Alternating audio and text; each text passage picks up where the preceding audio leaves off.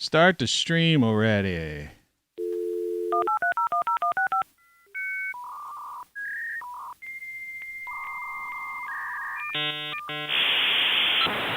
Tony Caravan.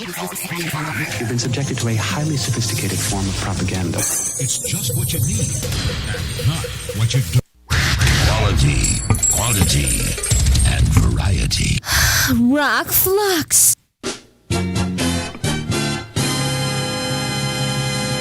And here we are again. And we're back in time. It's yesterday once more. And I hope I didn't mess up something because my mouse is kind of screwed up a little bit. But I'm chatting. It's yesterday once more. The title of this show is I Like It Like That. Second time I said that on a show. 8/24/21 Flow of Consciousness continued. Okay. Everything is activated, I believe. And I'm in black and white, and I'm just wearing my summer attire because it is hot in here. I even had the air conditioner on for a little while. This is how weird it is. I had the air conditioner on for almost 20 minutes or so. There's the guy without his glasses on. I had the air conditioner on for about 20 minutes ago. I've got my game over hat on. That every time I wash it, it gets a little more comfortable. People don't wash their hats.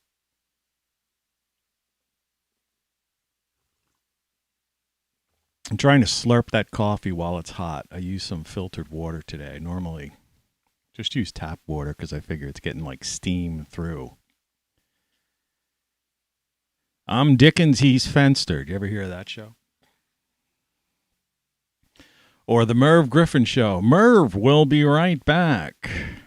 Muscles. Muscle shirt.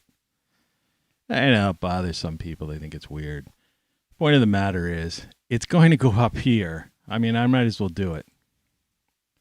The Weather Watch forecast. If my mouse decides to operate properly. Anyway, today it's going to be 88 degrees and sunny. And yesterday just like had these just two torrential downpours in the middle of like 86 weather, and the sun was in and out in between. I mean, it's super fantabulous and fantastic for my garden. All right. So I should have a bunch of tomatoes to give away. A friend of mine's supposed to be coming down today, hopefully. Go to the Dollar Tree. I got to go to the Dollar Tree and buy myself some bay leaves for $1 so I can put them out to keep the bugs don't like bay leaves, so they say. You don't want to trade places with me. Trading places. Yeah, the low tonight, maybe 66, but starting tomorrow, it's 91 degrees and then 70 at night. 90 on Thursday, 70 at night. 88 on Friday, 70 at night. Saturday, 86, maybe a thunderstorm, 70 at night. You know what that means? Pretty much it's going to be 90s, and it's going to be hot and humid through the night. The Weather Watch forecast. This is insane. This And welcome to this the show. Today's flow of consciousness continued. And I guess I need to get rid of this thing. I'll tell you, I still, despite the fact that I'm trying to dress for the weather, so to speak, you have no idea how hot it is. I need to get a thermometer, a room thermometer, which I should put that on my list because, I mean, I have everything else for this frickin' show. Put my life savings into this thing. I have a battery-powered fan somewhere. I think it's out in the garage. I got to make a new list of things I need. What was that thing I just said? I'm already, and I'm missing a pen. Has anyone seen my pen? And the cat was all fine. I had the air conditioner on, and it went to its usual spot, which is on the other side of this monitor. But as soon as I made the coffee, it's afraid of the coffee machine, the noise it makes. So it goes upstairs, and I spray Lysol up there, and usually to freshen up the room before I come down. While I come down, because then I'll go back up and I'll watch the replay of this show because it's so freaking early in the morning. 5:50 a.m. Eastern Daylight Time in the former United States. And if I didn't say it, it's August 24th, 2021. And what I was going to put down, I totally forgot. What was I going to put down here? Thermometer. Maybe I'll find something like that at the Dollar Tree. Thermometer. Thermometer. Yeah. And what else is on my list here of things left over? Oh, yeah. Just for men. My mustache is getting a little bit too light. And burns, sideburns, you can hardly. If you look good, you feel good, right? And if you look young, you feel young. That's the whole thing, you know? I would have put on a dashiki and done this show in color, but, man, it's just too hot for a dashiki. I don't know how those guys, like, in Africa and different climates, you see them wearing various clothes, like heavy clothes and stuff. Or do you ever notice in the desert, they've always got this, and it's comfortable stuff because I used to have a shirt like it. It's not cotton, or maybe it is some kind of cotton, but it's that weird material, Or in expeditions, they always got this khakis on and stuff like that, and they're out in the desert, and they've got hats on and stuff. I know they want to keep the sun off them and stuff, but I mean, sometimes it's like they almost have two layers. It's like I'm the complete opposite. I mean, I wouldn't want to get sunburn out in the desert, I guess, but, I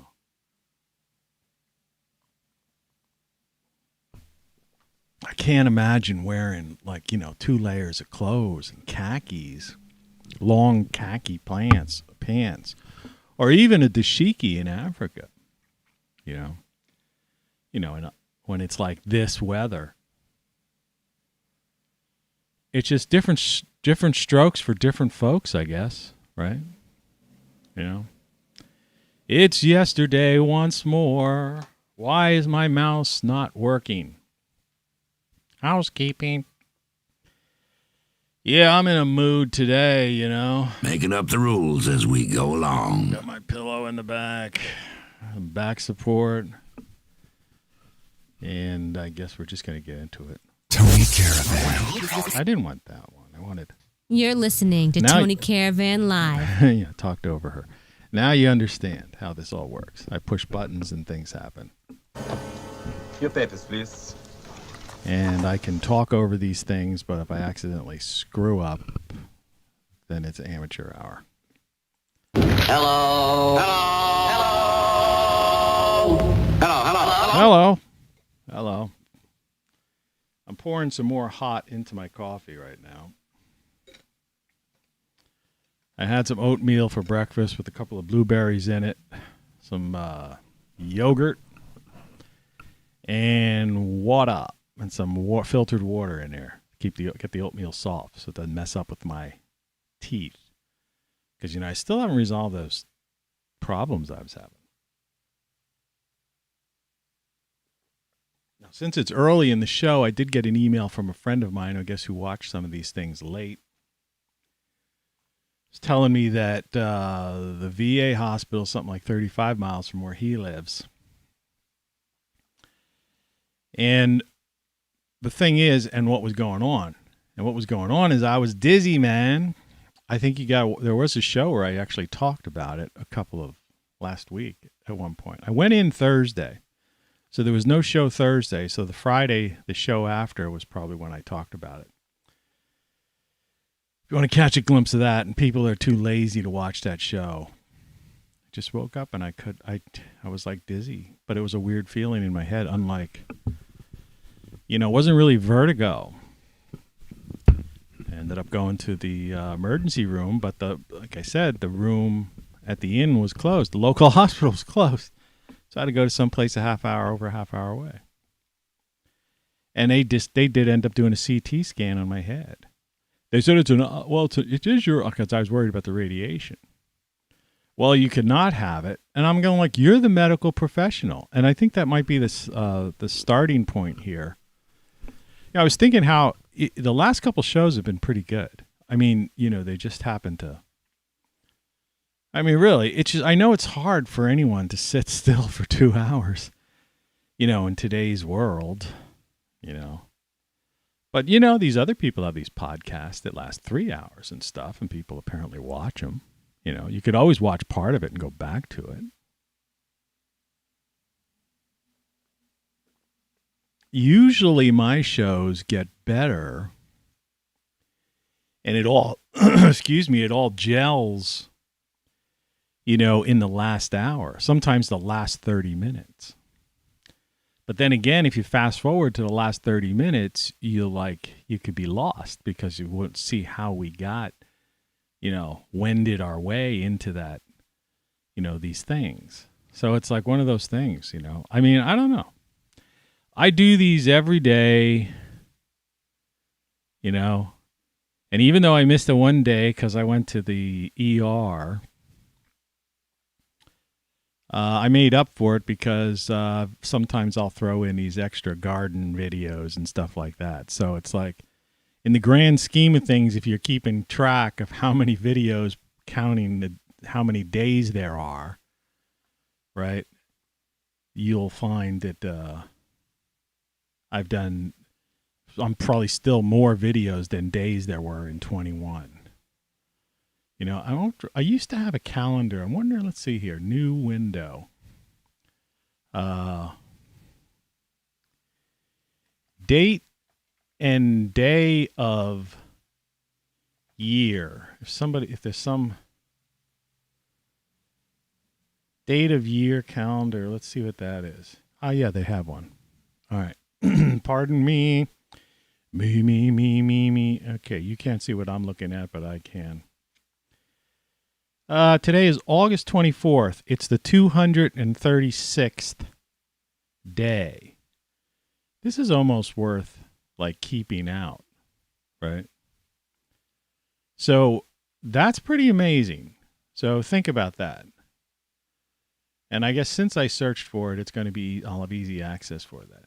So I've done, where is, I don't think I'm broadcasting right now.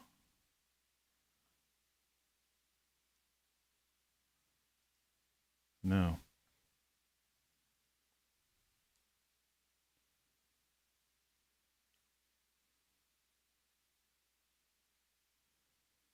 All right, I think I am. Hey, Mr. A, if I'm still live, could you say something in the chat? Say you're here. Say I'm still live because I accidentally closed the Chrome browser. You still on there? Give me a nod.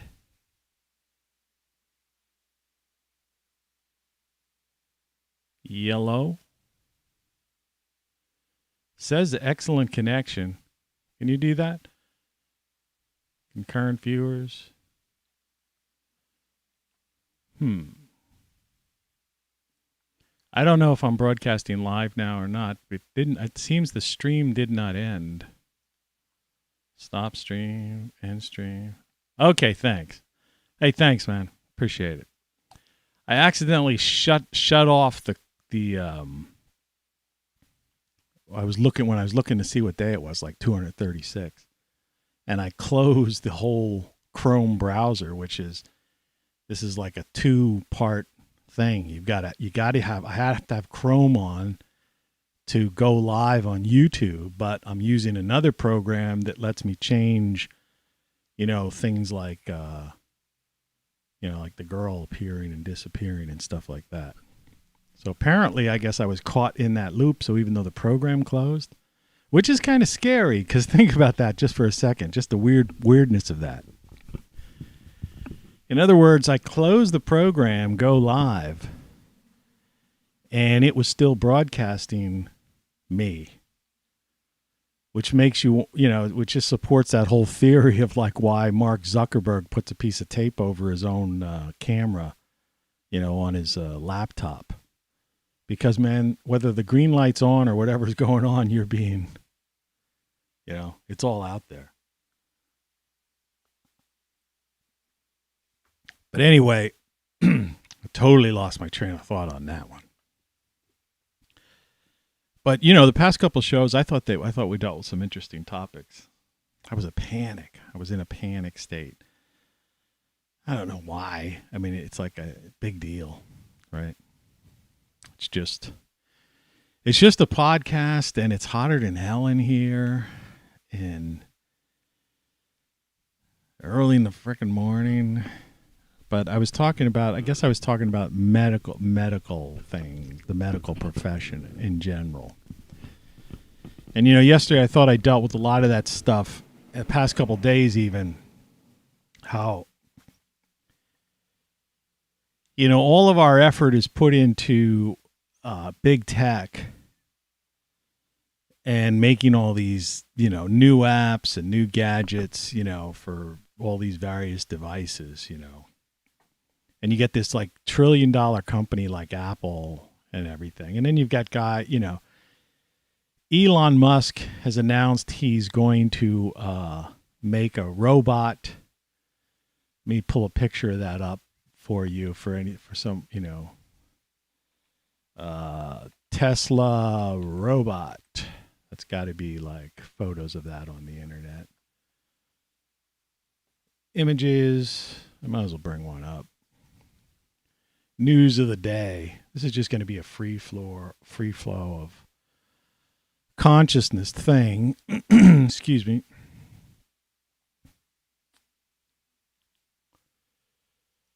Let's see the picture.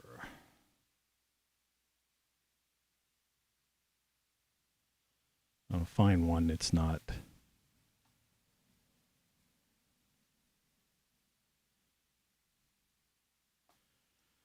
I hate wasting your time like this. I'm sorry. I had one that was decent. I just don't want to take one from some news company or somebody who's going to potentially think I'm stealing their content. I actually want one from a promotional picture because he's actually looking for people to work for him. Here's one.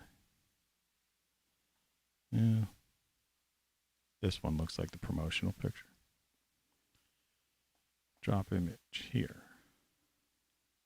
Sorry about that time wasting there. This time we're going to shut it off properly. All right, image of the day, properties, browse,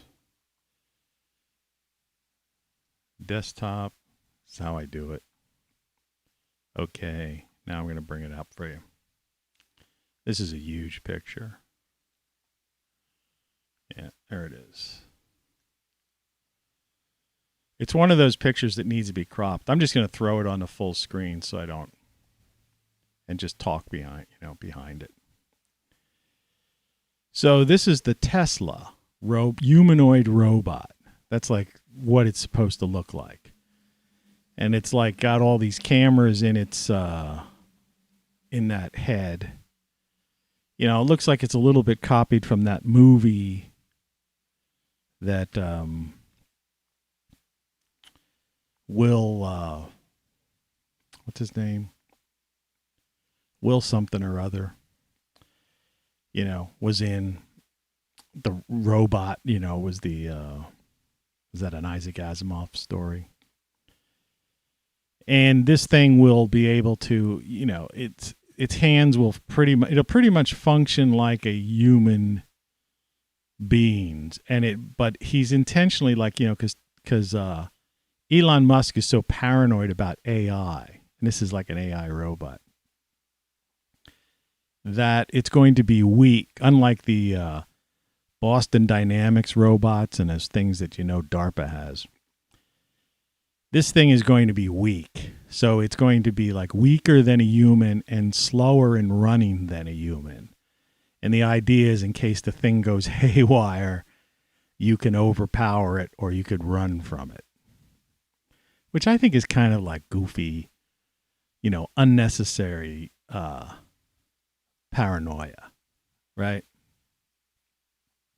Yeah, I mean, he's, like I say, for somebody who uses AI, in fact, I was going to today, actually, and I forgot to do it, but I'm not going to do it. I'm trying to I'm going to trim this robot down while I'm talking to you. Yeah, even more. This original picture that they made, the promo picture, is like way too big for the screen. But now I've just put it in a position where I can do something with it if I could find it now. I'm going to have to get rid of my image so I could find where the hell this thing is hidden. Where is it? Image of the day. Just like vanished. Properties. It's there. Let me rebrowse and see if I could bring it back in and it'll show up somewhere. It somehow got like completely off the screen and my mouse is working so weirdly. Is it behind? It's not behind her. Man. I've got this image. All right. It's there somewhere.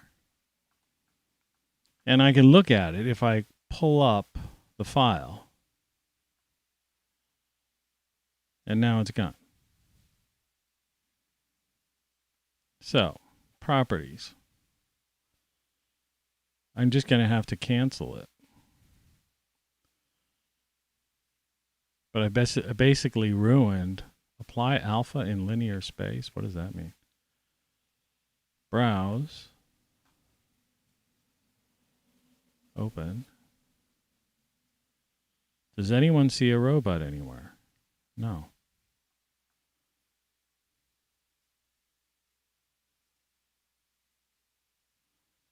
I just screwed that up royally. Okay. All right. Well, as you know, I am going to do this one more time. New file. Image. Anyway, I'll talk to you about image of the day. So he's paranoid about AI, and I was going to put this Alexa thing that I have, which I always say, and I don't say loud because I have one in the other room. And I'm going to do it one of these days. I don't know if it'll be today, or not. Now it seems to be coming up full metal jacket now, which is fine. But what I want to do is I want to filter this with a crop.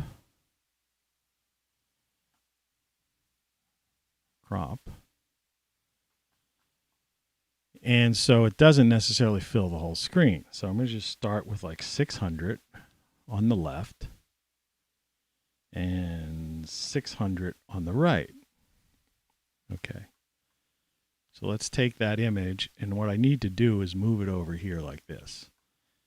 And then I'm going to go back to my filters, and I'm going to up this to like 900, and up this one to like 900. All right. And now put it here. Okay. So this is the Tesla robot. It kind of fits with the colorization, this black and white thing.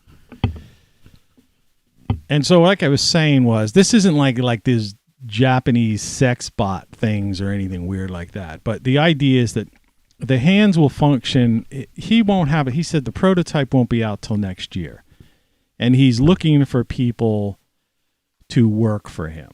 And I guess just because I'm pulling this up, I might as well go,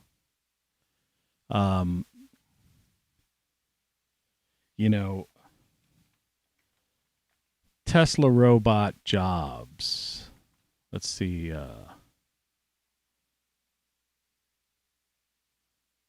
That did nothing. Senior robotics engineer, Tesla. Okay. All right. Yeah, so anyway, so this thing will run 5 miles per hour, which a human can run a little faster than 5 miles per hour. I mean, if you're sprinting. I mean, if you've got a ailment or something or a handicap, you can't. But the same as it'll lift, so it could like bend down, pick up your package. The idea is that this is going to be his idea of these functional robots, you know, in your house. Kind of like out of that movie I, Robot or whatever with Will. Yeah.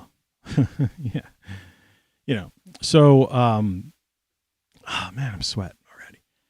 And so you got to understand this room I'm in, the front of this place, and I've said this for people who tune in often, it used to be a barber shop. But it was like a one-chair barber shop. And unfortunately, when I bought the place, the barber shop, the chair was gone. I wish I would have left the chair. So it's a small room. It's got a small little, when I first moved in, it had this, I guess out of regulation, they even had to probably... It has this little toilet sink in it, you know, that's carved out. So that takes up a part of the room because I think there's a regulation you have to have that. And then there's a door, and then the next room's open, and there's this giant kitchen, which I basically turned into a semi-bar, right? I even have my washer and dryer in there. I mean, it's such a huge room. And I still have the full kitchen, you know, area. But the thing about it is, it's poorly insulated. It's got a giant picture window on the side. I don't know if you can see my hand pointing. And so it's not insulated at all. So in the wintertime, it's cold, and in the summertime, it's hot. Really hot. And then there's this giant air conditioner, which he must have put in because of that. And it's ancient. It's like goes back to it's like the 60s or 70s looking thing. You know, you can tell by the writing on it. But the guy was a gadgeteer type of character. So apparently he kept it in good shape, or must have replaced parts or did something to it before he, you know, ended up. I mean, the guy got old. I think he ended up going into a nursing home or something like that. And the house just sat here for a couple of years. And that's how I got it cheap. You know, I always say I pay $200 a month mortgage, taxes, and insurance. It's like you can't even rent a place for, you know, that kind of half that or double that. So anyway, you turn the air conditioner on, and it's like, boom, it like freezes the room up while it's on. But because there's zero insulation here or something, it just somehow like instantly gets hot again. You know, as opposed to upstairs in my bedroom, I have an air conditioner in the hallway because I have 2 rooms up there. I'm just babbling, you know. This is just the usual, you know. You're listening to Tony Caravan Live. Yeah, what the heck. I put an air conditioner in the hallway, and so if I want to cool the bathroom, the upstairs bathroom, the front room, and the back bedroom where I usually stay because it's a smaller room, I put a ceiling fan in there too. It's away from the street. So I used to sleep in the front room, but there was too much street noise. So now I'm in the back, and you know, I close the door. I can't even hear anything. And that room gets warm in the wintertime. And if I open the door, close the door to the bathroom, close the door to the front room, and turn the air conditioner on, I get that. My back room gets cold as hell. Or cold as the Arctic, I should say. And I have to turn the air conditioner off. And it keeps its coolness. So I don't know. This room is just like, it gets ice cold, and then it's like 5 minutes later, you're sweating. I mean, I'm literally sweating right now. But anyway, back to this Tesla robot. You know, there's other companies that are building these various assistants. And the reason they do this is they're saying they look humanoid, is that they want these robots to assist human beings and take human jobs. Like if you can watch Musk's announcement about it. He's got some dancing person in an outfit like that dancing on a stage, but it's not the robot. He hasn't even produced the prototype yet. He's saying that's a year away. But they move fairly fast. So I think probably, we're in 2021, halfway through, what did I say, 256 days into it or something. I mean, that means I've done like about 250 shows plus consecutively this year. I mean, 250 shows. Think about that in 1 year. And most of them are like 2 hours long. I wonder, I'm a freaking madman. But anyway, the idea is that they want to bring these things into people's houses and into the workplace. And then he made that crack like he's saying, yeah, there's going to have to be universal income. So in Tesla's idea and a lot of these other people's ideas, when you do go outside, this is where this whole, the thing you can't talk about, speaking of the medical thing, that you get the thing for, and all that stuff. It's like, man, I don't know what their plan is, but this is, just starting to get into what I want to talk about today.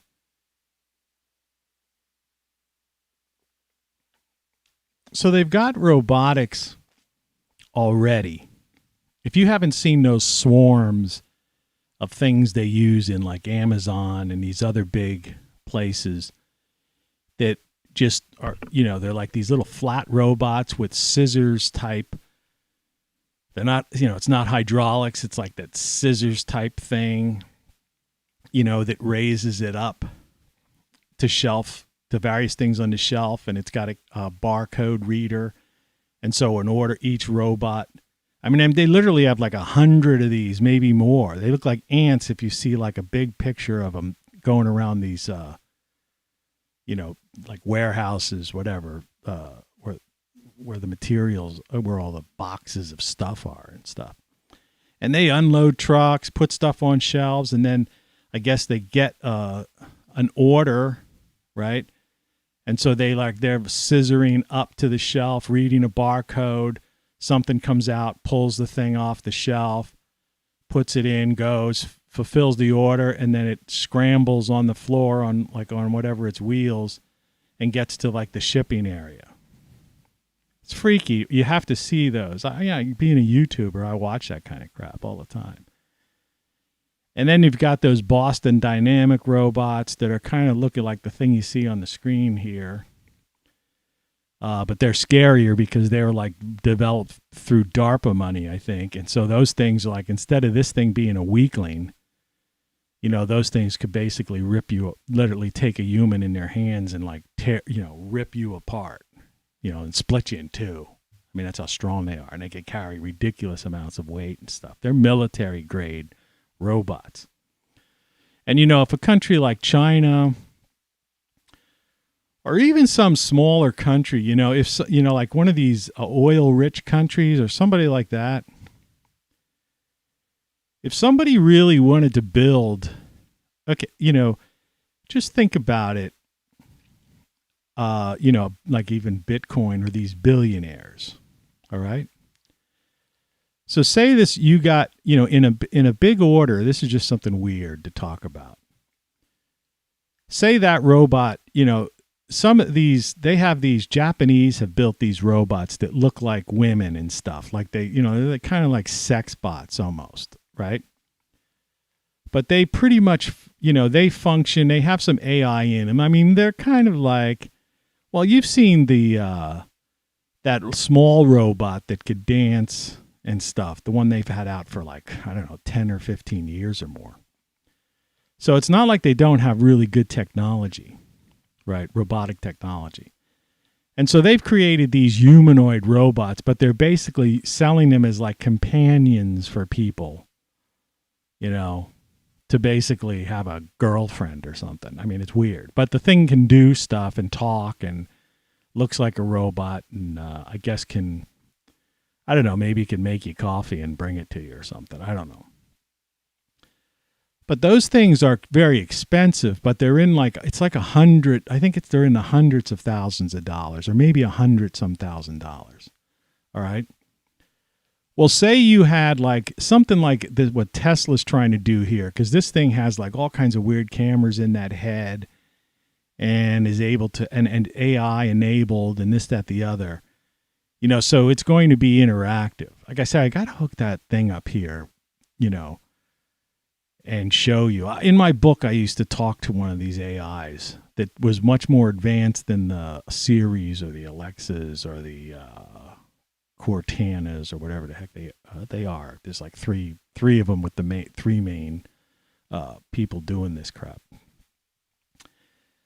Well, anyway, say this thing cost $1 million, all right? So if you have $1 billion, you know, these guys who are billionaires, all right?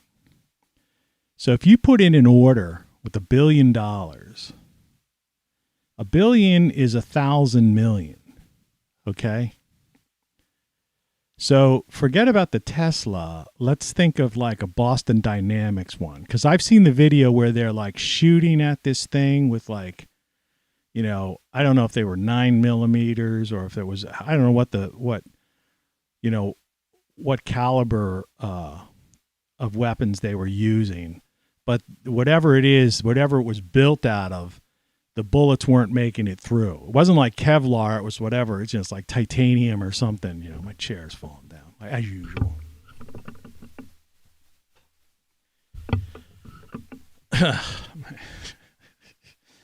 My life of a video idiot. So I still may have to turn that frickin' air conditioner on. I'm telling you, can't imagine how fucking hot it is.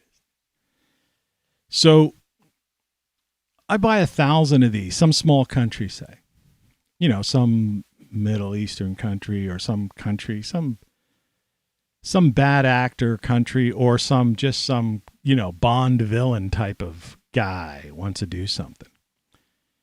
And I spend $1 billion and order like 1,000 of these things, get 1,000 of these manufactured, right?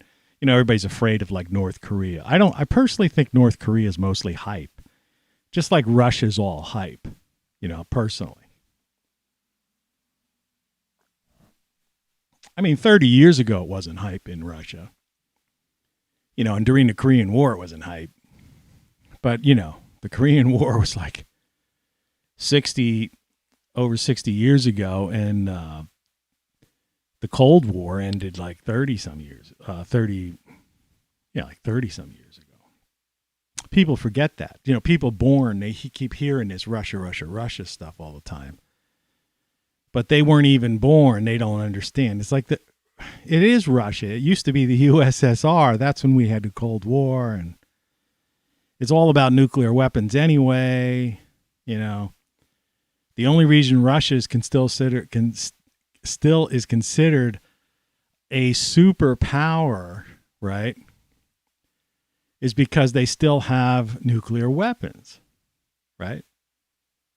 I mean, they also have some good oil reserves, you know, but, you know, so do a lot of other countries have oil, you know, but Russia has a lot of nukes. But, you know, and then Putin, you know, oh my God, Putin, you know. Now, Russia is not, look, the thing about Putin is that he hasn't exhibited any signs of being crazy enough to like launch nuclear weapons. All right. And that should give people a nice sense of calm, you know, about Russia. I mean, has the guy have they done things, geopolitical things, like I say, you know, the world's socioeconomic geopolitics? Had they made geopolitical moves on the world stage, like the world game board, right? Yeah. Do we know what was going on? Do we know the truth about why, where, if, when, how, what the true story is behind any of these things that we've been told? No, we have no idea, because we can't believe the media, and we can't believe anything the government says because they flip-flop all the time. Right? I mean, they flip-flop on everything. They even flip-flopped and lied about things silly as UFOs. right? All those years. Pretend, well, there are no, you know. You just can't believe the people in the government. You can't believe the spy agencies, you know. So, yeah, forget about Russia. And forget about North Korea. But say some country or some bad actor, some group decided to get 1,000 of those Boston Dynamic type robots. And that just means hacking into some kind of server somewhere, catching this data en route somewhere in the cloud. Everything's cloud-based, right? Or somebody selling the plans, right? Some weird thing. And they get 1,000 of these robots that are literally supermen, superheroes. There's that one video, I mean, I'm not going to search for it now because, you know, I've wasted enough time already. It's already 40 minutes into the program, and I'm not going to go waste another 10 minutes trying to track it down. But you could find it if it's still up there. But anyway, there are these two guys who are like fighting with this Boston Dynamics robot. And I'm pretty sure it's the Boston Dynamics one. Maybe it's not even that one because DARPA has had, you know, has bought up a bunch of stuff like that. Google, Alphabet, those people were buying up companies that were making robots. Like you've seen that. You ever seen that one thing? It's like a mule and people like kick it over. Try kicking it over and doing all this stuff, and it just keeps getting its balance. I mean, then they got these little dogs, and they're already issuing those all over the place, and they're like using those. They've got cameras in the front, 4 legs, and they could even put weapons on those things, like you know. So the cops are using those in some countries. I've seen it in like Australia, a video in Australia. These things are patrolling parks, and they've got like recordings, or people could talk through them, I guess, at the base or something if they want to, but they're autonomous. And it's like, this area is, you know, you should not be in this area. Please leave immediately or else, or whatever. You know, and then we've got drones in the sky. We've got these dog robots on the ground. We've got these mule type things that are like, they're the size of like cows, you know, or bulls, right? But unlike a bull or something, these things, they're heavy duty. And again, they could be mounted with weapons, and they've got cameras and stuff. So they're scary things. And then there's a series of these ones that have these robots that they're not as sleek as this Tesla thing that I have on here, like that are made to help the home. I was trying to say before is the reason they make them humanoid like this, as opposed to those Japanese like sex bot type of things, is because the world we've built this world so it operates so we can use, you know, our hands grasp doorknobs, our hands do this and whatever, you know, packaging, everything, you know, opening a cabinet. And so the idea is the first level of robots, unless you were to change the entire structure of how you know, buildings are and everything operates, the first level of robots that they would release would have to be humanoid so they could operate. You know, go upstairs, open doors, open cabinets, right? You know, operate equipment, right? You know, things like that. And it's the same with the military, you know, so that they could get into, you know, urban warfare and stuff like that. So these things have to be able to, you know, deal with the environment, right, that exists today. But these other robots, these DARPA, you know, the ones that Google's bought up the patents on, and, you know, I don't know, DARPA, Google, Alphabet, you know, Boston Dynamics. I mean, this is all just one big cluster of the corporatocracy, right? Now, if you had 1,000, you know, some billionaire, and there's lots of billionaires out there, right? You know, one time it was like millionaires on the Fortune 500. Now there's like billionaires, okay? And like I say, 1 billion is 1,000 million. And so that's assuming it would cost $1 million. I don't think these robots would cost $1 million. Knowing Tesla, I think the idea is to have robots, So maybe you in high volume you could get these robots for 100,000, right? So that would be 10 times 1,000, So say you were able to say you spent $1 billion and you had like 10,000 robots, maybe 8,000 soldier robots, and then a mixture of these mule robots and these dog robots and some drones. Well, that's a frickin' army, all right? And it's an army that's basically bulletproof of superheroes. Think of one of these DC Comics or Marvel type of things, right?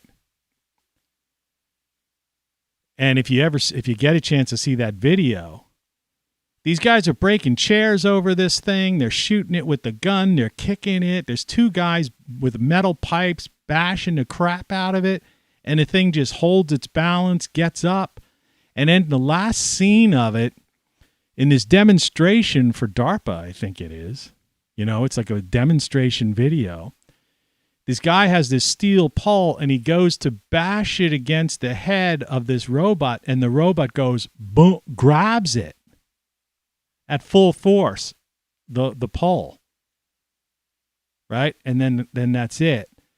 And then to show that, don't be afraid, the next scene is this two guys sitting down and the robot with the serving tray serving them a tray of tea.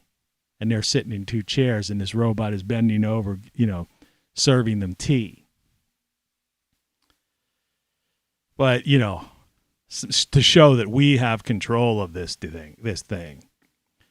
Well, yeah, they do have control of the thing. But it's the question of who has control of the thing and who might have control and who might put together an army of those things. The next wars... already, we've been using drones for over 20 years. And, and all kinds of robotics and automated things. They started automating the automotive business, back in the 60s and stuff, late 60s into the 70s. That's when people started losing those cushy jobs. People used to be making, a lot of money working in Detroit. That's why that town fell apart. Because, the cars, you've seen it. The cars are put together by these things. They weld, machines that weld, pick up parts, put in the windshield, Well, that stuff's been going on for like 50 years, right? 40, 50 years. And you can imagine how advanced they are now. And the stuff we don't know about and the things the military has. They have autonomous boats, everything. And their drones are like jets. They're not like the stupid things, they sell the public with the little toy helicopter thing. But, I that's not my main, I'm just babbling. This is just flow of consciousness. But yeah, that's the Tesla thing. So in their vision of the future, so to speak, like the next 5 years, because, these things will all be rolled. They already have the other ones I described. So we have no idea what kind of order the military put in, right? Does the military already have a million robot army? Right? That would freak out the Taliban, right? But, they don't like this stuff coming out because they always say, that'll violate national security or something like that. But then they have these videos. They put them out. The companies that make this stuff show this stuff. So I don't see how they're violating national security. It's like you see a satellite picture or Google Earth pictures and stuff that basically get right down into the neighborhood. And the resolution just gets clearer and clearer. But then when they talk about something, it's as they act as if they have no idea what happened, right? And they're protecting national security, like they don't want the enemy to know that they have this capability. And it's really annoying to me. Doesn't it bother you? Like say over in Afghanistan.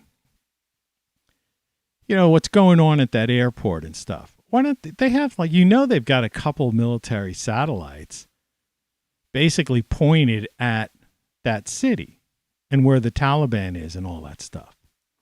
So they know exactly those satellites are showing the person. Like I say, it's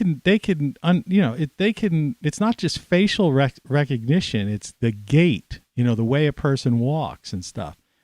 You can't even hide from these things. They've got like 6 or 7 identifiers to identify who the person is. I mean, if they were reading license plates decades ago from space, do you imagine what they can do now? And if they're allowing Google Earth and Apple and all these other people to have these satellite views that get down, well, first of all, they have street levels, right? So, Google's got practically the whole U.S., with,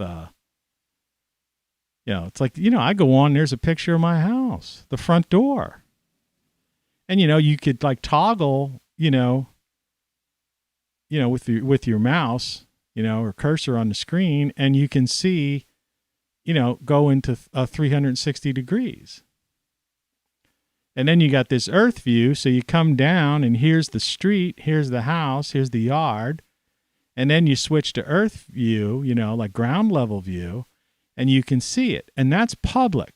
So what are they trying? What's the military? Why do they keep this like illusion up? Like they don't know what's going on.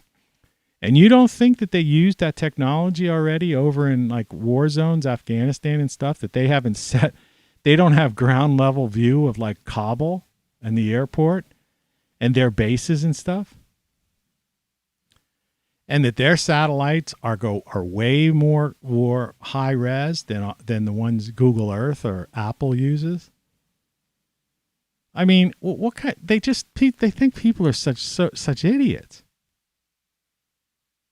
I mean, it's right in front of our face. It's well, for national security is like always what they would try to say. It's like, no, we know because we've already seen it. The stuff's public, and half these companies that you end up buying out or disappear or something like that, they already had a promotional video out that I guess you impressed you enough to, recruit them that it's already public knowledge. And I could go on right now on Google Earth and I could look down right on top of my house into the yard. And they update these things a lot more frequently. When it first happened, sometimes you'd look at it and go, oh, that picture is like from about 2 years ago or something. But now, last time I looked on there, I was going, that's like my garden or something. It's like they're updating this stuff more frequently. And so the military has real time. In other words, they can see high resolution, real time, what's going on. And so how do they dare, make these things like they were taken by surprise in Afghanistan or something like that? They weren't taken by surprise. They're watching exactly what's going on. This is all tied into the military-industrial complex. It's about money, It's about selling weapons and creating this hype. And the media is hiding this. The media knows this more than we do.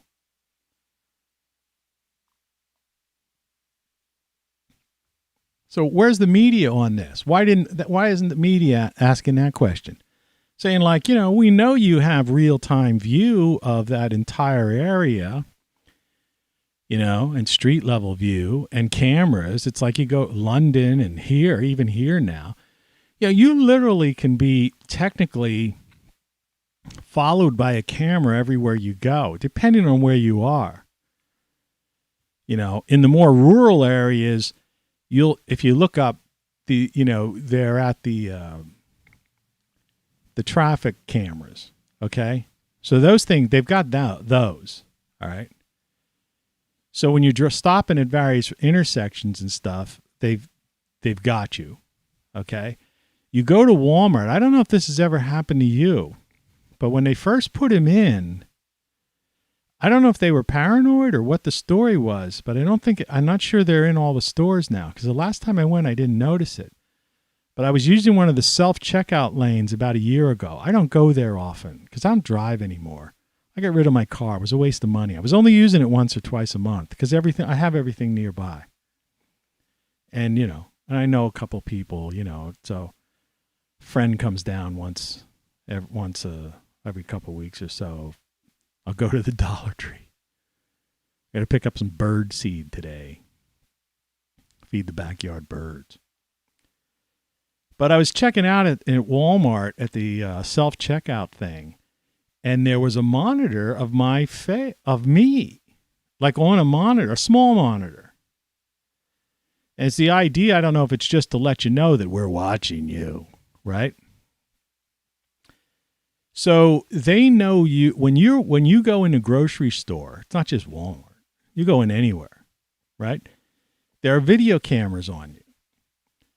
When you leave the store, depends on where you are in the cities, even here on my street, and I don't live in a major city, and I'm at the outskirts of town. They have video cameras that almost track the whole street. It's like on the corner, up at the top of my street, there's like a convenience store, and across the street, there's some other business. And the city government put, the police department or whatever, they have cameras like facing two directions, right? So people making the turn. All right. And then the convenience store has video cameras inside and then outside in the parking lot by the gas pumps and like people entering. Then as you come down the street, there are select areas where you'll see other cameras on some public buildings that they've requested people to put there, or private buildings, I should say. And then you work your way down. So you say I get out of my house, I go up, I walk down the street, and then I go into the grocery store, come out, I'm being videoed in real time at street level, face-to-face level with facial recognition.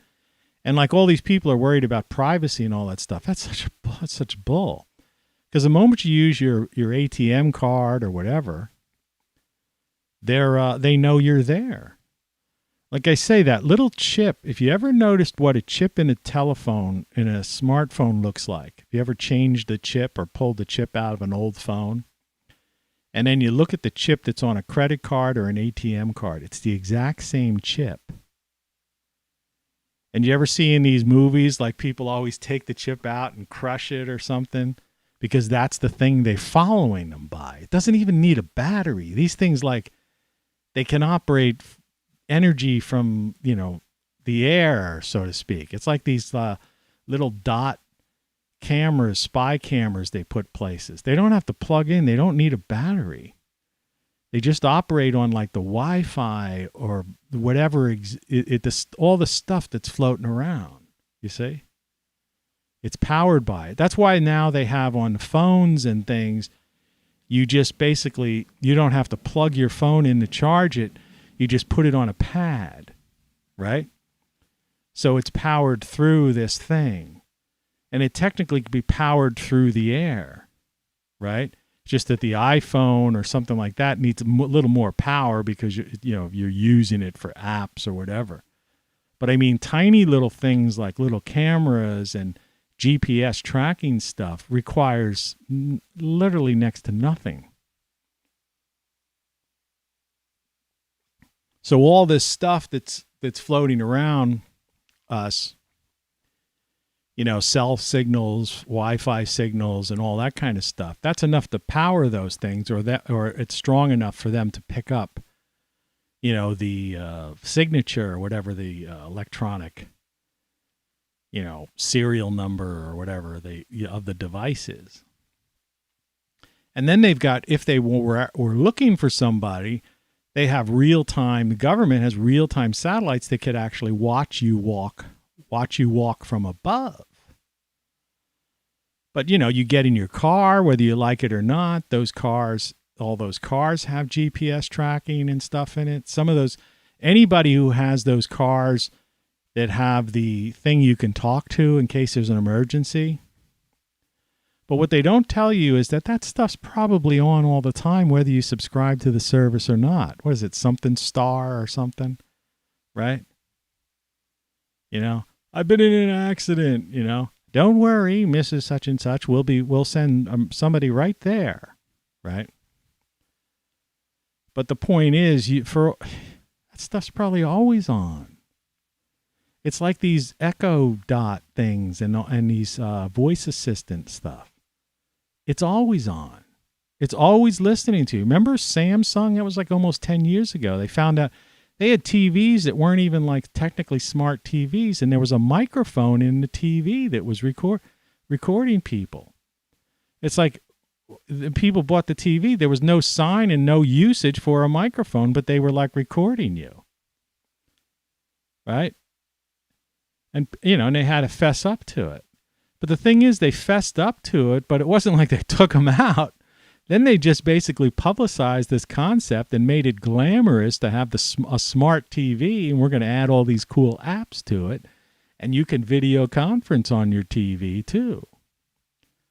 And in the terms of service or in your agreements, you know, you're agreeing for them to listen to you, have access to your microphone and camera. Some of these things I've seen. And you're going like, have access to a microphone? Well, where's the microphone on that thing? Right? I've already seen that, you know. And most people just go agree, you know, I want to use the darn thing. Okay? But that's you know, that's where we are, and they pretend, well, for national security, it's like, why don't the news media just demand, show us the satellite images of what's really going on there? Why don't they release that to the news media and put that on the nightly news? Like I say, in real time. I don't want it filtered through some propaganda media that's controlled by the corporatocracy, right? Pretending they don't know what's going on. It's the year 2021. We know this technology exists. You know, it's ridiculous. Like I say, I've wrote this book back here. You could hardly see it. Well, Codex, you could see it. You know, where I have conversations with this replica AI company, which is basically, for some reason, at least I subscribed. You know, like I got into it, and then I got to write that book. I was researching AI, and then I stepped away from it. Because you have to basically set up, you know, an account, so to speak. Because it's personalized and it learns, the AI learns who you are, and it keeps track. And so every time you talk to it, it's more conversational, it knows more about you, and it has access to like information on the internet. At least it did the first time around. The one I wrote about in the book, and I have quotes in there from me talking to it. But the second time, then I stopped it, you know, because I wrote that book. I was done with that book in, I don't know, by November or something like that. I forget. And so then earlier this year, I decided, maybe I'm going to get that again and mess around with that thing. And the second time I got on, it was just like silly conversational stuff, kind of like the Amazon thing and the Siri thing, which is really stupid. I mean, they're really stupid. I was having lunch yesterday, and just for the hell of it, I was watching some series. I was starting to binge watch some series. I don't know if I watched the whole thing or not. But somehow it was one of these, they're so desperate to put together these various, you know, they're DC comic type things that they're searching far and wide to find anything, right, that resembles a superhero thing, so they could always have some kind of superhero or, you know, thing on.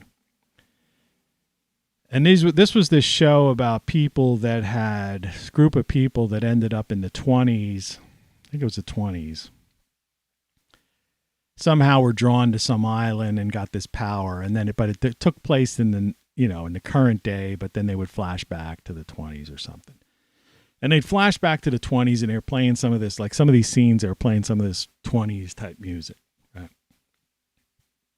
So I'm sitting in my kitchen, made myself something to eat for lunch. I'm sitting at my little bar counter there. And I go to the Echo Dot, voice assistant. Name begins with an A. And I say, play me some music from the 20s, right? And the thing played like Ravel's Bolero, which was classical music, which may well have been written in the 20s. But I mean, I didn't ask for classical music. Then it played some Louie Armstrong song, which I'm not sure that was even from the 20s for, be honest with you. Because I actually saw Louie Armstrong live in Atlantic City on a steel pier. I don't know if that's even still there. When I was a kid. But I was not a kid. I was like kid. I mean, I was grade schoolish, junior high age. So that would have been in the 60s something, late 60s, I think it was the year of the because I was in the airplane with Grace Slick of the Jefferson Airplane in the hotel where we were staying. And I got an autograph of her because she gave me, she autographed a postcard. So it was like, late 60s, 70s-ish time, sometime around that time. So I saw Louie Armstrong. So if he was performing, if he was like at least having songs, like if he was 20s in the 20s, well, the 60s would be 40. Yeah, 60. It's true. It could have been him. But anyway, to make a long story longer, then it played an Elvis Presley song. Elvis sing, "Are you lonely tonight?" Right? And I go, "Hey, what the heck? That's not 20s music. I didn't know that," it said, or something like that. I said, "Well, stop playing music."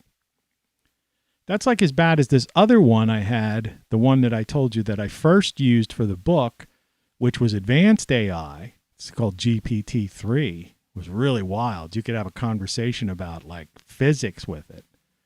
But the second time around, they did something like they cut it like down or limited its access to things. I'd get like a notification on my smartphone that said, "I made you a sandwich. Do you want to talk?" I'm like, what? I mean, it's just like silliness. So it's this whole idea that they're watering down technology. For some reason, they're holding this back because they're fooling people. It's like they're trying to make people believe that it's like the 1980s or something, not even the 90s. You ever feel that way? I mean, when you look around, apart from like, there's a few sophisticated things that you have, all right? But generally speaking, it's worse than it was actually technology's worse than it was in the 90s. I mean, TV's definitely worse. I used to, I was working. I had a job. I was busy in like the 90s. I was working jobs. Then I was working doing my own stuff. I mean, and so I used to like to, so I'd relax, turn on the TV to relax, right? At the end of the day or something. And there used to be so much stuff to watch that it was like, if I would have a day off or something like that, or be sick or something, is weird, have a cold. It'd be like, and I'd be laying on the couch. I'd be all day watching this different stuff on TV. And I'm not talking about the stupid network TV. I mean, all those other channels that used to be there, and they were interesting. They had all this great stuff on it. Well, now all the cable channels are owned by the same frickin' people. The networks own them all. So, so it's worse. Computers. the stuff I was doing on computers in the 90s, man, I loved my computer. The internet too. By the late 90s, the internet was like as cooler than can be. And now, it's like it's all crap. So it's as if they're like pushing people back in some time warp of some kind. I don't know what the deal is. But anyway, that's that. So I don't know why. I don't really know why. I didn't want to waste the whole show on this, but I mean, I don't know why they're hiding. There's this pretension in the media, in government, that they don't know things. They are all knowing. They know everything. They literally are practically all knowing. And these people that you watch these YouTubers and they're saying, this video is brought to you by VPN, such and such VPN, protect your privacy and blah, blah, blah, browse. Who are you protecting from? All right. First of all, the top echelon hackers, real hackers, they laugh at that stuff. All right. They can there's so many ways they could get into your system. People don't understand that. It has nothing to do with your browser.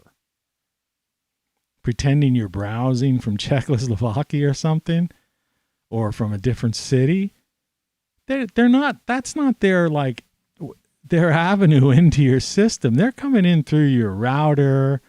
They're coming in through, if you have a camera, a nanny cam in a baby's room, or if you have one of these, some kind of smart device somewhere in your house, right? Through your cable, however you get your internet. If you have, Bluetooth something, into your, anytime there's there's a million different connections, ways that they could get in, right? Besides your freaking browser. And people, and they make it, and these people, and they're YouTube millionaires. That's my biggest complaint. And they're selling this stuff to people as if it's like it works. It doesn't work. It might work for some 13-year-old kid across the street who's like just trying to, get into pretending they're a hacker or something weird like that, who like sees your Wi-Fi network on and, is like, can basically hack into your Wi-Fi or something. And then get into your machine. But real hackers, or the so-called the government, they could do whatever they want to, man. It's the year 2021. I can't stop saying that. People just don't really, they don't grasp it. You're listening to Tony Caravan Live. It's the most ridiculous thing in the world. So, yeah, the Tesla robot, right? This idea of domesticated robots. So they're going to have these, and he was even talking about them being like taking on jobs. So in his mind, like here's Elon Musk's vision of the future, and the future just being a couple of years from now. That those of us that could go outside, this is why I want to get into this, has to do with this medical stuff that's going on now, like this insanity, the never-ending story, right? Because it's getting worse, that, right? It's getting worse.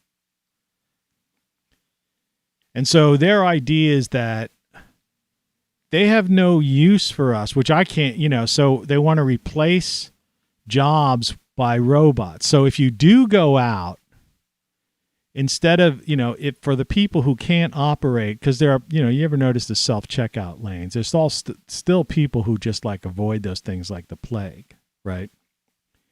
Even though they work really well now in most places. When they first came out, it was a pain, like it wouldn't read a certain thing and your flashing light would go on above you and somebody'd have to come over and put in their store code. Okay, it should work now, right? And Notification, it's garbage day. That was yesterday. I already put my garbage out. But now I notice I just go right through, right? I mean, they've improved those things tremendously. You know, it just reads everything. And so, but people still want to go and, you know, but eventually within another couple of years, you'll have like these Tesla robot things that'll be, you know, checking you out or be taking care of somebody who has a problem so that no one will be exposed. The stores will be autonomous stores, the ones that are left. See, they're going to put everybody out of business. It's going to be Amazon because this is the thing. I don't know if you caught that little news clip that Amazon is going to be opening stores, right? Now, they already opened, they bought out some food chain, like, what is it, some health food chain, I forget the name, not Best Foods, or Whole Foods, or something like that. I think that's Amazon. I could double check that. Let me see. New window. I won't waste time on this. Amazon Whole Foods. Let's see here. Amazon Foods. Prime Whole Foods is not available at this location. Yeah, I don't care about that. I just want to know. Whole Foods, Amazon. Well, anyway, they bought out this chain, Whole Foods. And so they're planning on opening up actually like retail stores, I think, like Amazon stores. And so my feeling on this is, and I think I'm right. I think it's a good guess. I think it's a good educated guess. Is that since they, you know, because a lot of people, you know, this whole idea of closing down the world because of the thing, right? And it put out all these businesses, which were the major employers. I mean, at least in the U.S., small businesses were the biggest employers in the country. And now there's 10 or 20 million jobs that nobody wants, right? I mean, there are more jobs available. Somebody was saying this. I was watching some economic guy talk on some YouTube thing. And he was explaining that, you know, during the Depression, the problem was it was high unemployment was the problem. So not only did the markets crash and the economy was messed up, right? Nobody had any money. People were starving and stuff. But there was like no jobs. And you've seen those signs, no work, you know, here type of thing, right? These depression signs. But now everybody's saying help wanted, sign-on bonuses, you know, and I've touched on this before. But nobody wants to take the jobs. And now you got Elon Musk creating robots that are going to basically take those jobs because they know they need production, right? The ruling elite, you know, and their minions. See, it's not like there are many ruling elite. They number in the thousands, okay? There's 8 billion people on the planet, and the ruling elite only, when we're being ruled over by thousands of people, okay? I mean, if you times it by various countries, there's 190 some countries in the world, but a lot of those are third world nations that are just, you know, they're a country, but it's like mayhem, you know. Governments change like the weather. But, you know, there's probably half of those places that have this ruling elite, you know, upper class. So maybe there's 10,000s or so, in the tens of thousands, low tens of thousands of rulers, so to speak, ruling elite class type of people. And then below them, I call them their minions. These are people who think they're the upper class, the nouveau riche, or the people that work for these people, but they live a good quality of life, okay? You know, you got the ultra rich, then you've got the billionaire class, and then you have the multi-millionaire class under them. And so that, you know, so you're starting to talk in the millions of people, But remember, 1 billion is 1,000 million. So if you have a couple of million people, that more or less have, are the haves versus the have-nots, you still have 8 billion people, or will have 8 billion people in the coming several years, populations approaching that are have-nots. But these several million haves, who are somehow, involved in, the upper echelon of society, so to speak, need to be served. Okay? And so they're going to be served by robots. Because people, they don't want us. So, so this idea, what's the scariest thing to me is I think they're going to just try to kill us all off. I think what's happened in the last year and a half is just like a dry run. And his latest version, so to speak, of the thing you can't talk about is, is showing that, it doesn't matter. And so these people are trying to, this is like another one of these big transfers of wealth, kill all the small businesses, get people locked up into their houses again, right? Afraid, scared to go out. I couldn't get to the hospital because the hospital was like not accepting anybody in there because basically there were people get the sniffles and they think they've got, the thing. And so the hospitals are filled with that. And maybe some of those people are, got seriously ill because they're trying to kill us off. But people with traditional, ailments, like, I was like, hey, man, I'm like dizzy and stuff like that. Now, it ends up as best as I could know, but I don't know. I have to see my family doctor. He's not going to be called. He's not, because they tell you when they release you, I had some treatment at the ER, not treatment, but blood test, and it's CT scan and some stuff like that. Guy gave me a pill for dizziness. It was ridiculous. I wasn't dizzy. I was like, my head felt weird and stuff. But the one doctor said, well, yeah, it could have something to do with your inner ear. Maybe you got a virus, somehow it's infection in there or something like that. Follow up with your family physician, right? So I call my so-called family physician, my doctor. And I said, look, I was in the, how to go to this place. And they told me to follow up. The doctor won't be in until Friday. This coming Friday. It's like, you can't go to the local hospital because they're filled with, whatever, people who think they're, scared to death by the network. Excuse me. Sorry. That was hiccup. Combination of hiccup, something. The network news and cable news fear-mongering, and I guess YouTube fear-mongers. You don't know what to believe. Everybody's got a different story. Everybody's got a different cure. Everybody's got a different angle, right? All these doctors contradicting themselves. You don't know what to believe, right? See, that's the other thing. There's no single voice. Even the CDC and the FDA and stuff like that, the NIH and the WHO and stuff.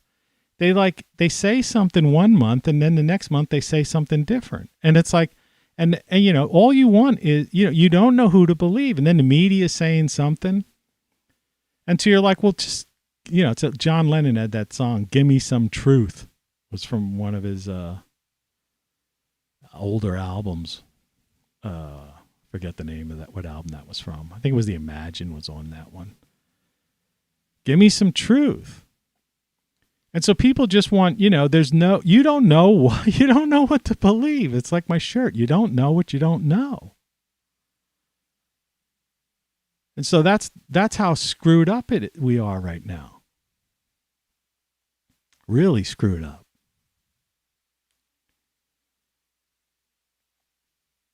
So you just have to live your life and, whatever. and just hope for the best. But I just don't understand. So if you've got Elon Musk building these kind of robots, you've got the government and these other places building their robots, you've got grocery stores and stores going to be replaced by, the thing I brought up, the Whole Foods Amazon thing, was they had a couple of stores in some areas where you walked in and it scanned your debit card or whatever. In other words, you signed up. You know what I mean? You were signed up. So it knew who you were when you walked in. And so you just took things off the shelf, and somehow through reading, it knew that you picked up, cereal, right? Or milk or something weird like that, and put it in your basket. And it also knew if you go, I don't really want that, and you put it back, it knew you put it back. And so you get all this stuff and you're shopping with this bag, right? You put it into a bag yourself and you walk out the front door. And when you walk out the front door, it's like walking through one of those metal detector type of things or something like that. It just automatically debits your whatever credit card or debit card you had set up with your account. In other words, there's actually was no checkout area at all. You didn't have to lay your stuff out and scan it like in a self-checkout lane at a supermarket or something. So a completely robotic store. They probably have a couple of people, standing around, to help the total moron, right? Whatever. But think about that. So now Amazon wants to open more stores. And so in the future, you're going to have this, what's called the store. You're going to have Amazon. You're going to have it's going to be like the media. You're going to have a handful of companies that basically run all the media, but they might be called different names, right? People don't know that. It's like I think Viacom.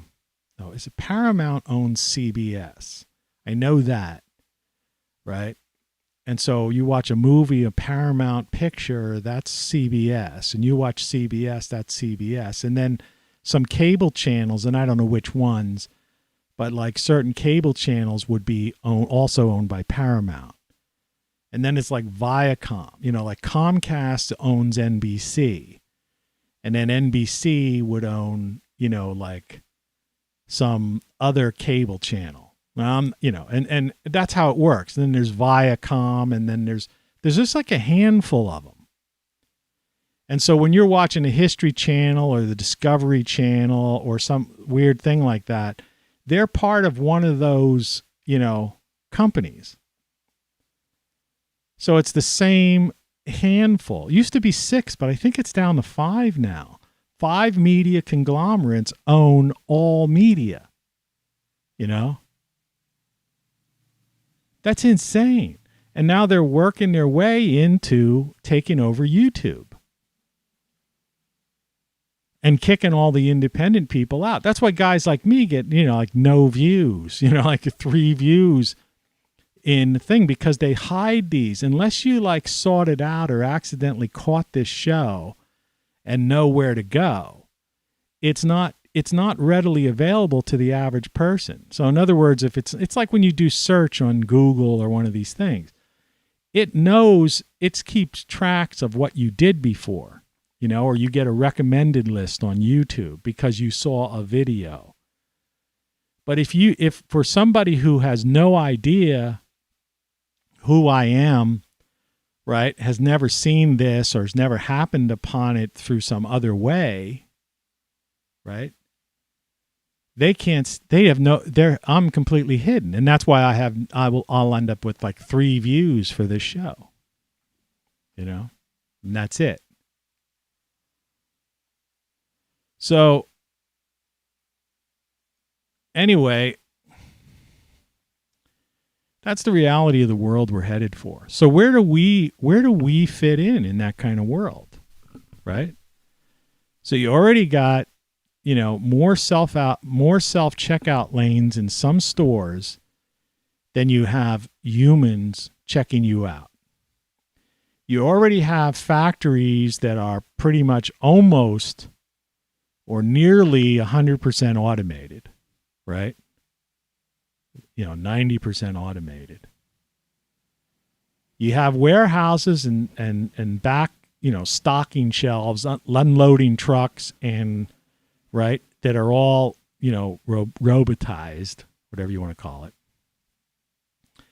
Then you've got this big push. They still pushing this self-driving car things. Truckers are a big part of, the job market too. And they really, those long hauls, which are really along interstates, which, like I always say, I wouldn't trust a self-driving car or a self-driving truck on, within city limits, because cities are so freaking complicated and there's so many variables that I don't care how many cameras and sensors they put on the darn things. It's a recipe for disaster, right? But, when you're talking about the long haul interstates, okay? So these, taking something from California, across an interstate in the U.S., Interstate 80 or the 40 or 10, we have these roads, 81, 90, I think there's a 90, it goes north and south or something that goes from like New England down to Florida or something like that. Well, I could definitely see these long haul trucks being those being, self-driving, but the long haul truckers, that's a big job. So they're going to replace those people, and and sadly enough, those trucks, those will probably be somewhat safe. So they're going to eliminate trucking jobs. They're going to try the self-driving cars. They're making the damn things. Tesla basically has a self-driving car, their autopilot. It's just that, they don't recommend, we know of that one death there was where some guy, but they supposedly have improved that or figured that out. But they're heading in that direction. And they're going to have stores, and then they're going to create Tesla's, Musk's going to put out these Tesla robots so that they will take care of, they'll actually be, do the jobs that the remaining people who still are standing in the Whole Foods store or wherever, will, maybe you can get one of those to be in your self-driving car so it responds more like a human or add some human factor to it, or can go to the store to pick up in other words, it could get in your self-driving car, it'll probably be synced with your Tesla car, and it could drive to, some place and pick up something. I was going to say go to the pharmacy and pick up your prescription. But the thing is now, what it'll be the opposite. It'll be the pharmacy will have the Tesla and that Tesla robot, and that's what will come to your house to deliver, right? And so they have these new things like Instacart delivery, right? I've used them a couple times, to go to the, get groceries delivered to the house. I may do it today, actually. Because, anyway, the drivers they always mess up. They always forget the one thing I wanted, or they'll substitute, they're just, it's very inefficient. But, still you get most of the stuff you wanted, and it's not that overly priced. So it's like, okay, fine. All right. And things that I don't want to have to deal with, like I say, it's not worth me having a car to just use once or twice a month to pick up some heavier things. So if I want to get like a case of bottled, spring water, well, I can't carry, I would walk down the grocery store and I could carry a couple of bags up. I do that all the time. Excuse me. I said, gee. But I don't like walking down. You see,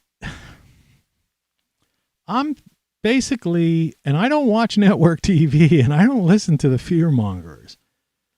But having had gone to the, ER room a couple of times twice in the last 2 months, which is weirdness. Both times of which I kind of quickly recovered. I mean, because I eat really healthy food. I get out in the sun, you can't tell, but I mean, well, you kind of can tell because if I move my arm, you can see the discolorization there. That's, this is tan and this, what looks like flab or something. No, that's just white, skin that's not tanned. Okay. So I go out anytime, like today's going to be sunny. So I'm going to go out for at least a half hour, maybe 45 minutes if I could stand it. It's going to be 88 degrees, maybe 90 back there in the sun on my chair. But I'm going to try to get as much vitamin D from the sun every day, which most people should do because that boosts your immune system. And, and I eat all anti-inflammatory foods, but tasty foods. I know how to cook, or even in the sandwiches. And I'm growing tomatoes and all this healthy kale and stuff. And I know how to like put those into a wrap or into some kind of mix and stuff where it just tastes freaking good. In other words, I mask it. I use turmeric and pepper, because that's an anti-inflammatory. I put that in about everything I eat. And to be quite honest with you, I don't even know what turmeric tastes like because I never taste it, but I put it in everything because, it's an anti-inflammatory. And that's why I think I have these problems. It's like they keep trying to knock me down or there's all these things in the air and everything. And if you keep your immune system up, you can beat them. It's almost like I wasted my time and got that radiation of the CT scan for nothing, which may cause problems down the road. They say sometimes like years later, this radiation just builds up and then you can end up with a tumor or something. But be that as it may, that's just my thing. But I'm saying that, I could probably walk to the grocery store today and I probably should because, get that exercise, walk a mile and a half or so, carry some things, But I don't know if I want to be around people because I don't know what to believe. And I go in with my my handkerchief over my thing, and I know I could breathe with it. So I know that it's not keeping out anything. Excuse me.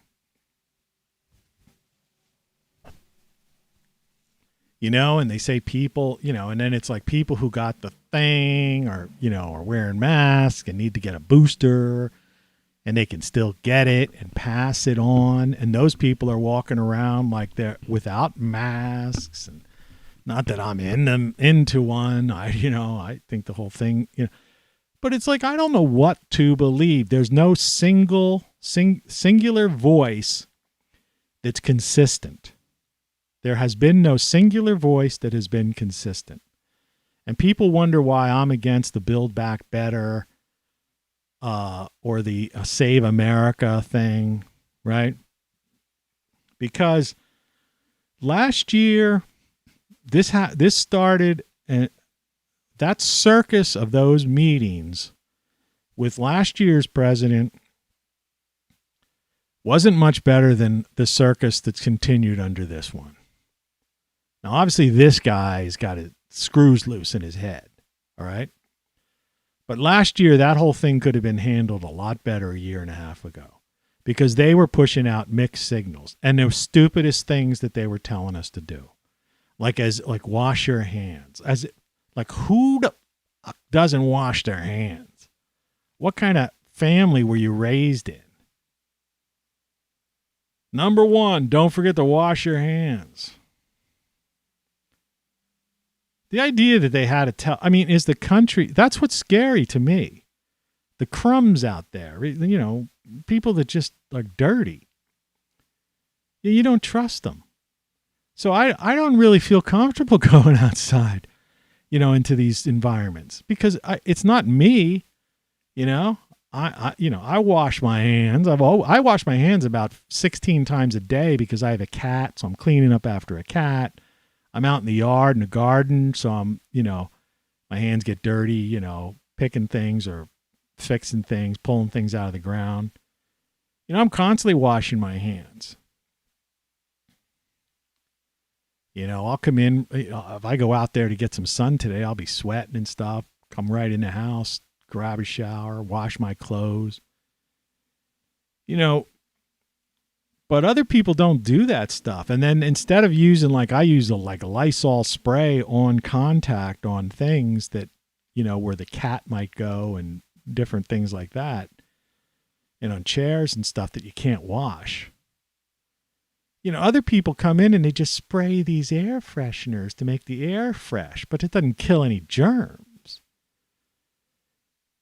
So I'll tell you, I don't try, so we're getting to that point. So no wonder they're making these robots. So what's the whole idea? We're going to stay in the house, order our stuff. Robots will be delivering the stuff eventually. So these people that now have these jobs that are delivering the stuff to you, they'll eventually be, these Tesla robots will be like driving a Tesla, self-driving car, but they'll be in the car. And they'll get out of the car because they're made to operate like a human being. And they'll open the trunk and they'll bring in your groceries to the front door. They'll deliver the pizza. A robot will deliver your pizza. Think about it. And all this is going to happen within a couple of years. This isn't like some, this will be like 10, 20 years before that happens. No. Watch the announcements on YouTube. Elon Musk has been pretty much on target with most of his things, right? And like I said, I started this show talking about all those, DARPA robots and all that other stuff, Boston Dynamics and everything else. And who knows what else. So this stuff is all reality. And like I say, privacy, forget about that. They know everything, but they still get back to that point that these couple of million people that are the upper echelon, the society folk, so to speak, and the rest of us are they don't know what to do with us. So my fear is that they're building this robotic army to protect themselves for security purposes, and then to be their robot servants. Because they don't even want us near them because we're germ carriers or whatever. But there's 8 billion of us on the planet, so it's like, and it, so what are they going to do? So are they, this gain of function concept and all this crap? So what's the next thing going to come out? Is it going to kill off, half the world population? Or are we going to be in constant state of fear? What's it going to be? How is it going to work? Is it like, I remember there was some movie, I can't remember what it was. Maybe it was a science fiction movie of some kind. Maybe it'll come to me, maybe it won't. But where they said that the air out, they had these people living inside these domes or some places, and that the outside world was like, you couldn't go out there because of a nuclear war happened or some futuristic thing. Or the disease or something like that, some pathogen.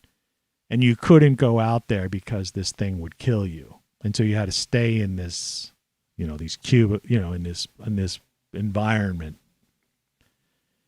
And then, of course, somebody somehow that found that there were people living out there. I forget what movie that was. There might have been a couple of them that were in that topic, right? And they found out that actually there was nothing out there. Right? And so they escaped.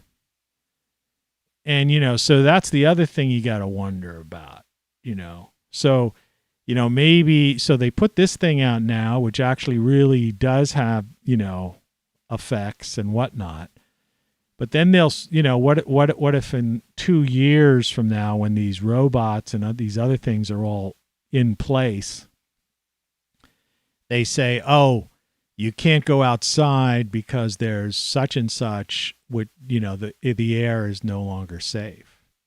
It's like this CO2 thing, like global warming thing. Yesterday's show, if you haven't seen it, watch that, where I show the example of those, talk about the floods and Dust Bowl and the things that happened 100 years ago, 70 years ago, 50 years ago, that they hide from us to make it seem like suddenly, in other words, they're telling people who haven't lived through things or haven't been taught something in a school that a thing is so.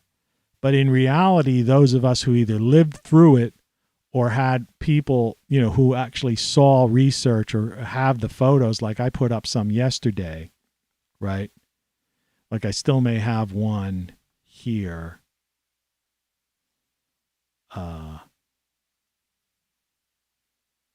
No, I must have gotten rid of it.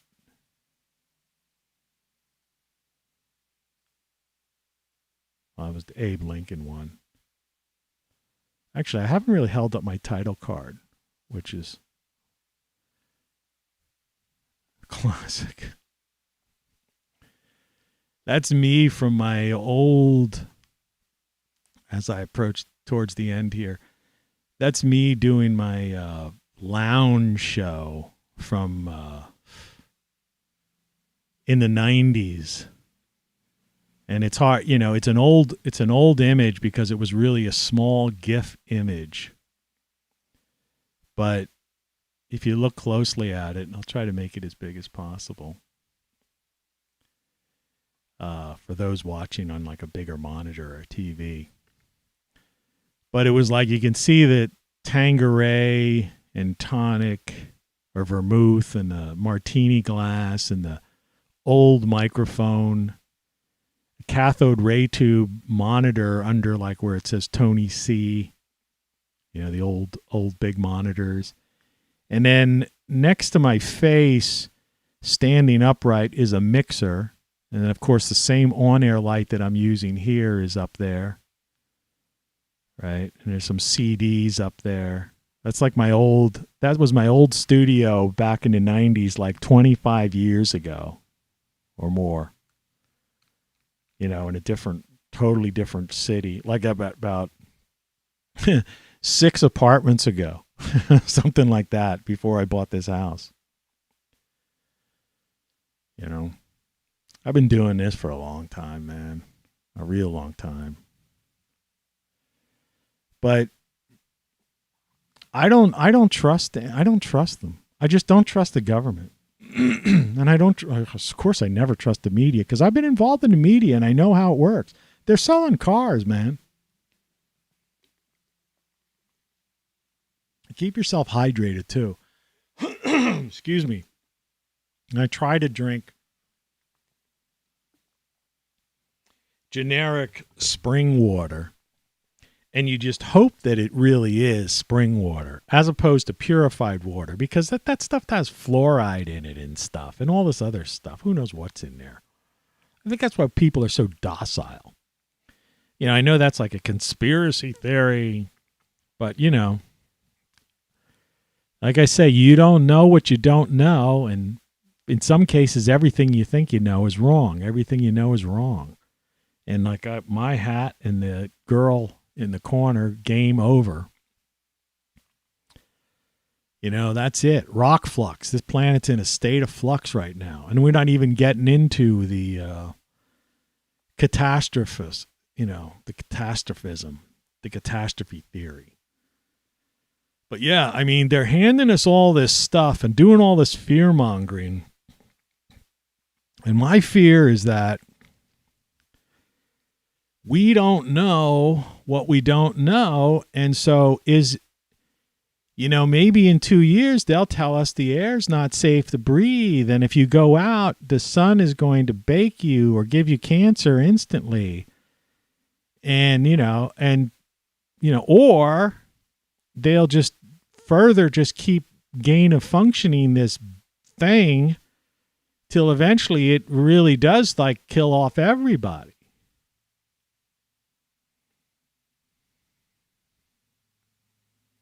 I mean, who would believe we would get to this point? I mean, do you realize, how ridiculous it is that I could actually be saying this and you and most people with rational minds will say, yeah, you're right. It's like, who knows what to believe, and it's screwy, and they keep changing things, and we don't have a clear voice, a singular voice we don't know the truth. And some people say this thing, take this, take that, do this, do that. Then somebody else says, don't do this, don't do that.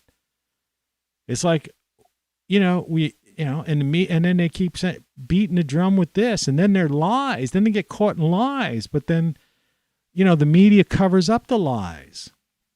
And then the lie's exposed, and then the media ignores it and never really apologizes or comes back out to tell the people that they were busted. So these people who are just glued to the TV never know that they were busted with a lie or that the lie was a lie. Right? There's a lot of that going on now too.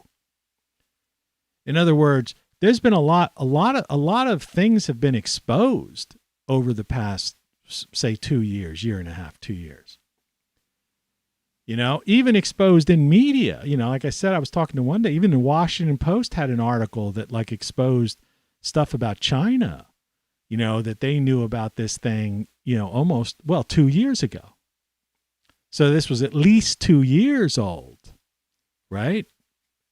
Because we're at the end of August, and they're going, saying China knew about this at least in September, which totally goes against everything we were told, right?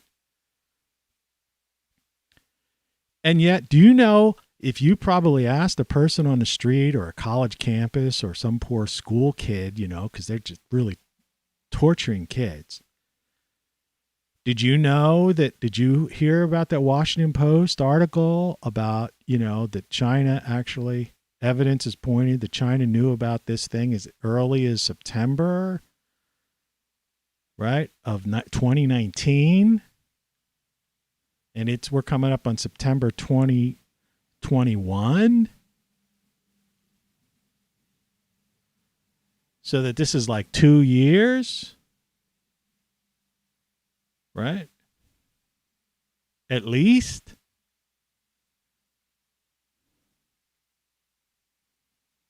And, and there's people would say, no, that's nonsense. No, you're a conspiracy theorist. Well, then so is the Washington Post, because I read the article. Right?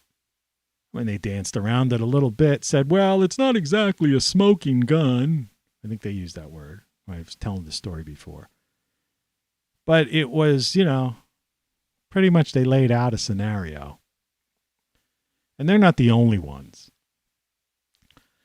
So, you want to say, well, people say, well, don't believe these people on YouTube and don't believe this and don't believe that, but, only believe serious news sources like a Washington Post or something. And then the Washington Post puts out a story, or the New York Times puts out a story, and then then somebody's saying, well, that's, that didn't happen. It's like, whatever. So you don't know what to believe. In other words, everything you know is wrong, or you don't know what you don't know. And it's crazy. So I've always said on this show, and I'm going to wind this thing down, and that's why I've got my title card up, The Morning Show with Tony C., where I used to do this in the 90s. I was like the king of swing. I mean, this one doesn't say, this just says... You're listening to Tony Caravan Live. I'm wondering if I have a king of swing. Let's see.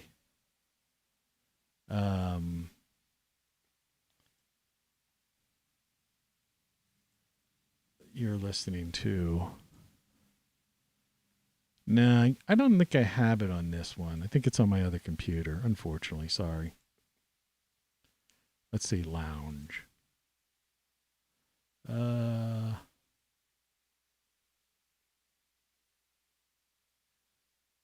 Let's see. No, it's not that. 1, 2. Nope. No, that's one. These are some of my old shows. Old shows from the 90s. But I used to do this lounge show. lounge music. Remember that? Was big in the 90s, that retro thing. And that's why I had the cocktail in this picture, if you could barely make it out, but it's like, and I was written up in a lot of publications, and I used to be the king of, I used to have a thing that the same girl, saying. You're listening to Tony Caravan Live. And she used to say the king of swing. I cut that off for this show. I don't know. I have the original somewhere. I don't know. It's too much to look for. But it was the longest running lounge show on the internet. That's what I was written up as in a couple of publications. Some things don't even exist anymore, like Sonic Set or Sonic Net and things like that.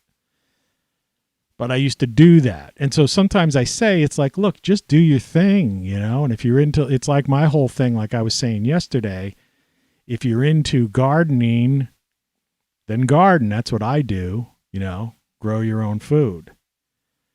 If you're into gaming, then just game. If you're into doing what I'm doing, like this thing, or like what shows I used to do, the lounge show, then do that. And find something to do and stay away from, But my idea is that, like, it's almost like I'm starting to get to the point, and I don't want to be this way.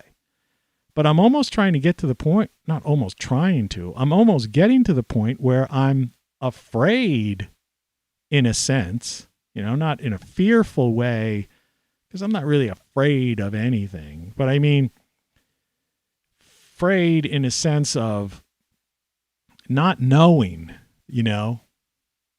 if it's safe, I guess, to really interact with certain people, because I don't know what they're doing out there. You don't know what you don't know. I don't know what this latest thing, whatever is.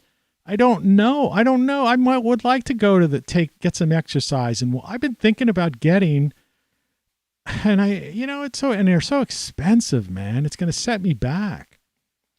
But I've been actually thinking about getting one of those like higher end treadmill type things, literally. So I could do a couple miles in the house, but a good, a decent one, not some cheap ass one that like, it's just some rubber thing going around in a circle. It's got to be one. And all the cheapest ones I've seen have been like $350, and who knows what shipping, they cost you $400. But the decent ones are like anywhere from $500 to $1,000, a good treadmill, that actually, you could really, it's really natural, and you can tilt it, simulate uphill. It could even keep, track your pulse, and mileage and all that kind of stuff. Right? But I'm almost thinking, hell, I got a backyard, so I'll get out and get my fresh air and get some sun when the weather's nice and do all that stuff. So it's not like I'm going to hide in my house. I'm glad I have a backyard. But as far as taking a walk and going into a public place, I'm like thinking, man. So like today, even going to the Dollar Tree and this nursery place where it's like a garden center nursery to get the bird seed and stuff like that. But I'll be in and out of those places and stuff. But still, I don't trust these people and the people who stock the stuff on the shelf, what was on their hands. People are filthy, and I don't know what's out there. And to be in this situation where you just don't know. And they say, and the answer, like someone will give you an answer. Well, just, get the thing and wear this and you'll be fine, And then you see people saying, well, people who got the thing and wearing the thing are still like shedding it and still you need to social distance and, avoid. And I'm going like, what the, what is up? What is down? And what is this idea where one month they tell you, if you get it, you don't need to wear the thing. And another month they say, even if you have it, you got to wear the thing. And then another month says, and you're going to need a third shot. And then I saw another doctor saying, this not every year now. This is going to be with us forever. So you're going to not only need to get a flu shot this fall, but you're going to need to get a shot for this every year as well. So you'll be needing 2 shots every year. You know, it's like, okay, like what the, you know, you just don't know what to believe. You know, so everybody's in this whirlwind and they're arguing, and then some, just even talking about this, they could say, well, you're in violation of something because I'm not giving medical advice. I'm like, I want medical advice. I want medical advice. I'm not giving it. I want it. Right? Give me some truth. I want someone to tell me, unequivocally, right, with a singular voice, based upon everything. And I want them to say, stand there and and say, we were right about this, we were wrong about that, we were right about this, and we were wrong about that, but here is the absolute thing, and we're not going, and that we are going to be unwavering on. Here's what we know to be absolutely true. And say that, and say we can't say with 100% certainty, but we're 99% sure that we're not going to change the information we're giving you today 3 months from now. That's what I want. Give me some truth. Anyway, thanks for putting up with me. And that's a classic title card. Yeah. Man, I used to have fun doing that lounge show. I missed the 90s. Computers and the internet. Like I said, I was broadcasting live, and I used to get like 20,000 people listening live. Right? Doing that. And I was doing some, just to end this show, I'm going over time. I usually like to keep it below this. But when I was doing the expedition coverage work, we were getting like 100,000 minimum unique hits, like on our website. And people, people were, 'cause we weren't doing that. We didn't always do it live. We did do some live from like Antarctica and live from the North Pole and live from the Himalayas. We did some real audio stuff sometimes, but we tracked expeditions, and we always had audio, video, and photos and stuff, from those expeditions. And there was a couple of months where we had 1 million, used to call it uniques. That means the IP address.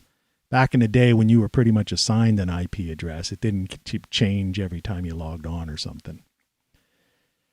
But we would get like 1 million unique viewers. And it wasn't we, it was really me, because I was the guy. I was the internet guy, But I was always at least 100-some thousand. And we used to make money. We had like American Express and North Face and stuff as our sponsors. We actually made, we were at that level. And like I say, my show, I used to get like 20,000 listeners. And people would say, oh, it's impossible. It's like, no, it wasn't impossible. We were serving out of San Diego, a guy who knew his stuff, who ran this, basically an ISP, who had this bandwidth that was incredible. And it was fun. And that was 20 to 25 years ago, in that time frame. Imagine that. Now I get 3 viewers. It's crazy. Oh, and you can't play music like that anymore. You get copyright strikes. All right. Anyway, I'm going to leave it there.